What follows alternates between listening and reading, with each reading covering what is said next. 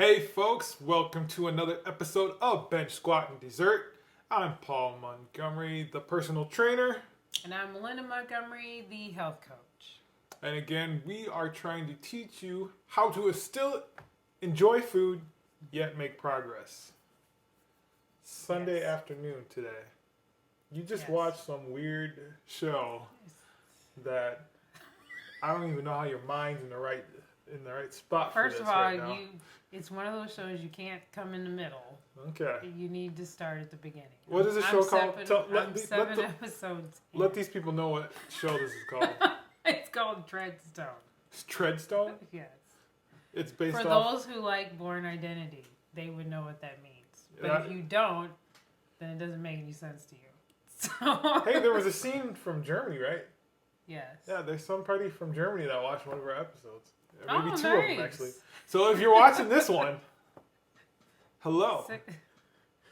Sorry. No, just kidding. We feel bad for you. But this is just part of things. All of America is not as weird. No, just kidding.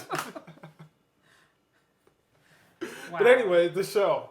So I walk in and I don't know what was going on. No, obviously. you don't, because again, you need to see the beginning of the series, because every episode builds on the next episode. So you can't just walk in the middle and be like, what is she doing and how did she get there?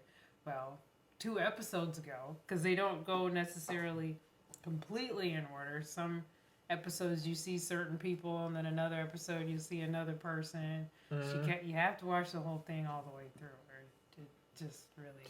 Yeah. And I know that. And they assume that you've seen the Bourne series, because some of the references are... I mean, it's not impossible to do it, but it makes a little more sense if you know Right. the Bourne series. I mean, I get it. It's just weird hijackings and murders and blow up explosions and then bam, show over. It's a lot to take in at like 11 o'clock on a Sunday morning. They made it so that you binge watch. But here's my thing. I'm not going to binge watch. I only watch one episode at a time. I don't care how bad I want to watch the next one. You wait. You are throwing their whole, I am throwing the whole thing out. I will wait. Like, what are you doing? You're supposed to watch another. Right. We have it automatically We have load it for set you. up, and I'm like, nope. And Like, I no, don't thanks. watch it. You watch that old school, like 1 week at a time. That's really old school because no one does that anymore. Nobody does that. There's other shows I don't do that with, but I feel like because they intentionally built it that way to make me want to do it that way, I don't want to. Nah, I ain't gonna do it. I'm going to deprive myself the pleasure of seeing what happens next. Discipline, okay? Yeah, really though. You can't always get what you want when you want it. That's very true. That is very true. You build some things into your life that are like that. This one show is like that. I mean, you're not watching it at night, but a lot of people, that's what happens with Netflix. They can't take it away. They're like, one more, when they know they should go to bed. Yeah. Like an hour ago. Exactly. They're like, one more. So now they're going to bed 2 hours later. I've had some shows do that where, especially at night when your discipline is not, I shouldn't say discipline, but your willpower isn't quite as strong. You know, later in the evening, during the day, it's a little stronger. That's Sunday my afternoon. thing. I'm not saying you have to do that. Totally. You can do what you want, right? Yeah. Well, you should probably get to bed on time. If Well, need that be. That would be good. We'd like to promote that. Yeah. Good for your health. All right, should we actually talk about the Yeah. about the topic of the day? Why not? 5 minutes in. It shouldn't take that long. We'll see. We'll see what happens. Today's topic: why just or only working out and not changing your diet sets you up for doom, gloom, and Failure. Now, I've heard many people in my day talk to me and they're like, all right, I'm going to start working out. But if I start working out, I'm going to do this, this, and this. If I just eat the same, I should lose weight. I've never seen one of them lose weight. I've never seen one. I'm sure it's somewhere it's happened, but I have never seen anyone who said, I'm not changing my diet and then not change it. actually lose weight. Have you ever seen that? In theory, would that not work? In theory, kind of. Like if you take Explain the numbers, Mm-hmm. let's say, okay, and I'm going to give them the benefit of the doubt that they can burn 500 calories per workout. Sure. I'll give them that benefit, which is probably not true for most people. Mm-hmm. So you go to the gym, you're doing something semi-hard. Mm-hmm. Usually whatever it says on the treadmill or whatever, if you're doing treadmill work, not accurate. So that you can't really go by that. But let's say we'll still go with your burning. The problem is, you do that 3 times a week, 4 times a week. Mm-hmm. What does that give you? 2,000 calories? If you do it 4 times, yeah. Yeah. Let's say you slightly overeat one of the days. So, like on a weekend, you have an extra beer or you have a family dinner. You can lose 1,500 of that like that. So, even if you were one of those people that truly did stick to the same diet, you only really have a 500 calorie deficit, maybe. Oh, I see what you're saying. Yeah. Over a week. Mm-hmm. And then if you skip a workout, is not much. If you go, you usually want to do 4 and you only do 3, which is kind of average. Most people do only do average. That's only then 1,500 calories. So then you did nothing after you have one little mishap. Mm-hmm. That's how math would literally work, but also literally would not work. Well, the math still works. The problem is you've changed the variables. Yes, that's true. Because you're not eating exactly the same. So no, you're not going to lose weight because you're not eating exactly the same. I don't know too many people who can really eat exactly the same. It's hard, especially if you never know what you actually eat like.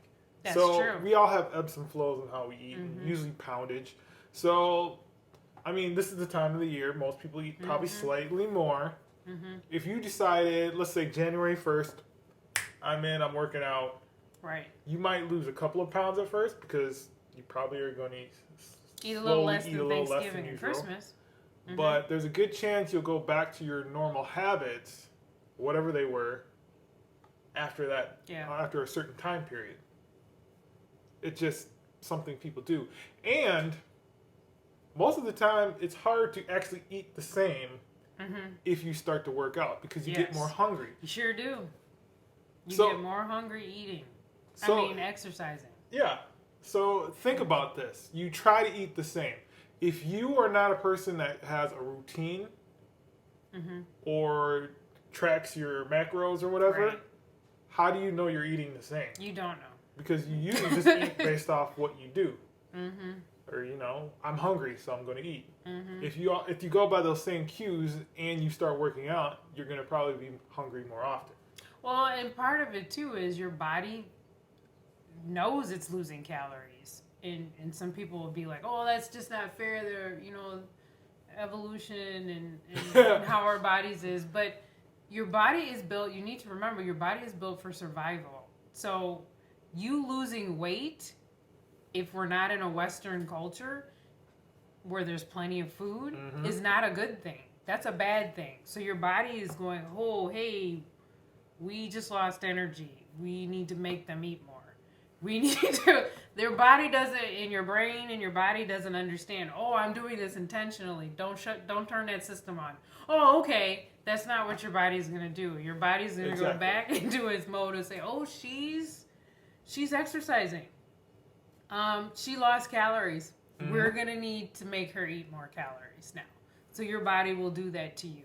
Or if you start to lose weight, you'll get that little decline because your body says, she's moving too much.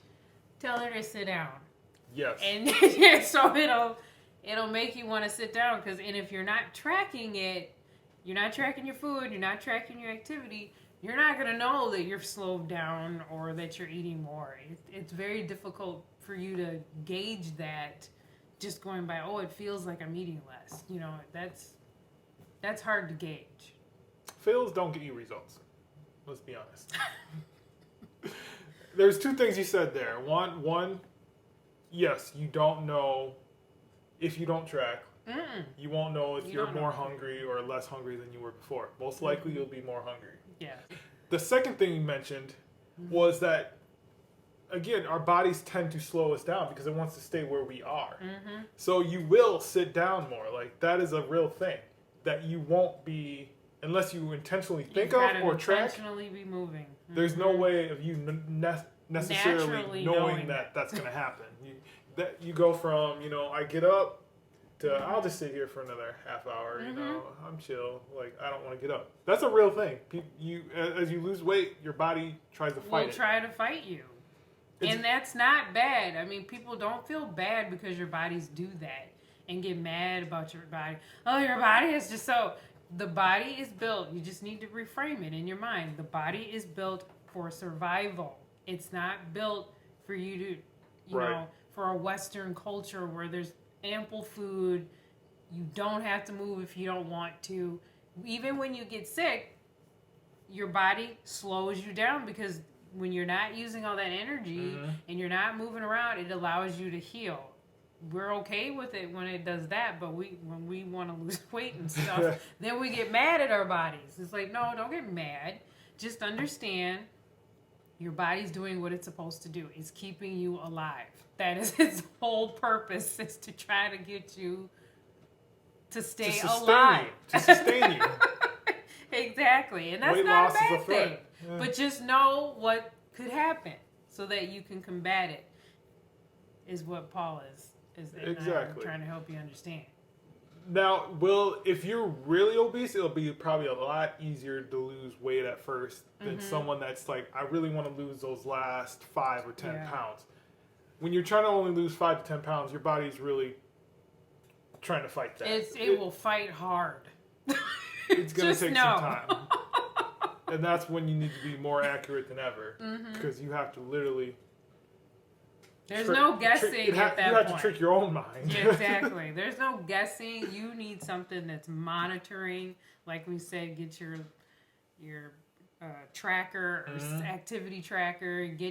Make sure you know what calories, because those last 5-10 pounds are going to be really hard to get off because your body's going to be like, no, you will die.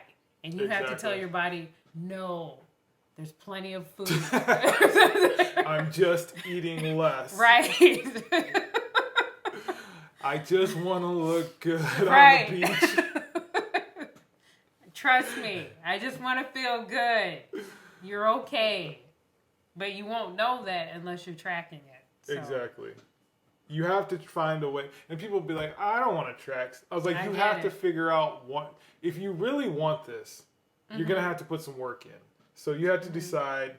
How bad do I want this? Yeah. Am I going to track all my food and track my steps?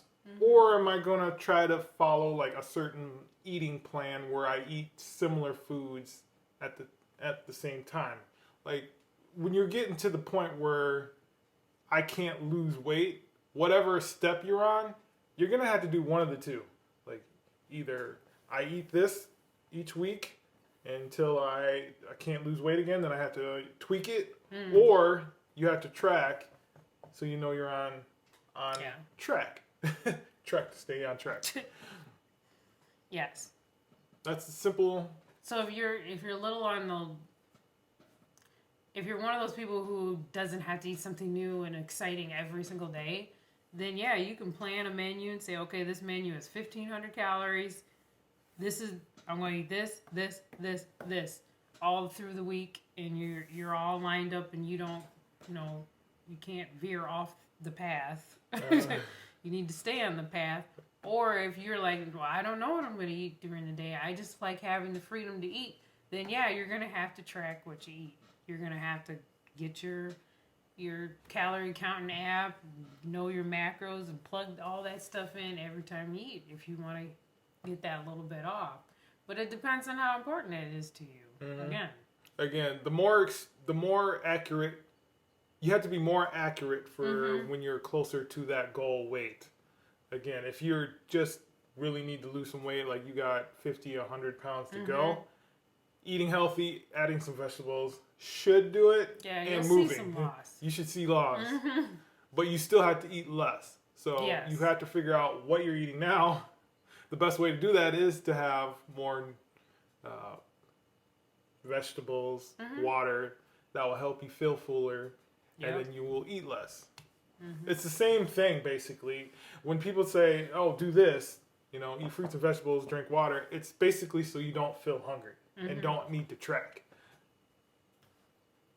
It's a lot easier. Unless you're putting, butter and syrup and dips all over your vegetables, then... That's sabotage. That's what we call sabotage. Then, yeah. Oh, yeah, I eat plenty of vegetables. Broccoli with I've heard that cheese. when people say, I eat a lot of vegetables. Yeah, exactly. Broccoli with cheese, and I put butter on everything, and I'm like, well, that's why you can't lose weight, because it's too many calories. There's still a lot of that calories in calories are part here. Yeah, you still got to do that. But, it comes to what you were saying before. You have to reduce the amount of calories coming into your body in order to lose weight. So, even if you are eating fruit and vegetables, but you add all that butter, that's still calories. So you're gonna have to adjust somewhere. If you insist on putting butter or cheese on your broccoli, then you're gonna have to cut somewhere else to make up for that. So you have a deficit. So you need to have a deficit. Right. So. Find those foods, like I think we said last time. Find those foods you like. See how many calories they are. Kind of portion it out. That's all you. No, You ever see that those memes like, oh, I did meal prep, and it's like a slice of pizza, slice of pizza.